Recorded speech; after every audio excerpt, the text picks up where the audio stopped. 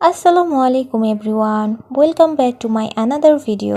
আজকে আমি শেয়ার করব ঐতিহ্যবাহী বাংলা সেমাই বা দুধ সেমাই। যখন লাচ্ছা সেমাইয়ের প্রচলন ছিল না, ঈদ, উৎসব, মেহমান আপ্যায়নে এই সেমাই ব্যবহার করা হতো। আমার কিন্তু এই সেমাইটা খেতে খুবই ভালো লাগে। আপনাদের কার কাছে কেমন লাগে কমেন্টে জানাবেন।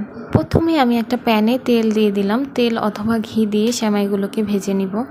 সেমাইগুলো তেল অথবা ঘি দিয়ে ভেজে নিলে আর দলা পেকে যায় না। আমি সেমাইগুলোকে আগে থেকেই ভেঙে রেখেছিলাম, এখন এগুলোকে একটু ব্রাউন করে ভেজে নিচ্ছি। আরেকটি পাতিলে দুধ দিয়ে তার মধ্যে তেজপাতা, দারচিনি, এলাচ দিয়ে আমি ভালোভাবে জাল করে নিব, এটাকে ঘন করে নিব। তারপর এর মধ্যে পরিমাণ মতো চিনি দিয়ে দিব। যারা মিষ্টিটা বেশি খান তারা একটু বেশি দিবেন।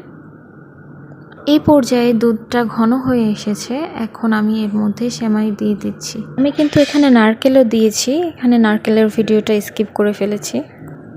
এই সেমাইটা কিন্তু অনেক পাতলা করে রান্না করতে হয়, কারণ এটা যখন ঠান্ডা হয়ে যায় তখন অনেক হার্ড হয়ে যায়। সেমাইটা রান্না হয়ে গেছে, আমি আর ঘন করব না। ঈদ, উৎসব অথবা মেহমান আপ্যায়নে এই সেমাইটি পরিবেশন করতে পারেন। যখনই এই সেমাইটা আমার বাসায় রান্না করা হয়, বাসার সবাই কিন্তু খুব মজা করে খায়। আপনারাও চাইলে আমার রেসিপিটি ফলো করে বাসায় এভাবে সেমাই রান্না করতে পারেন।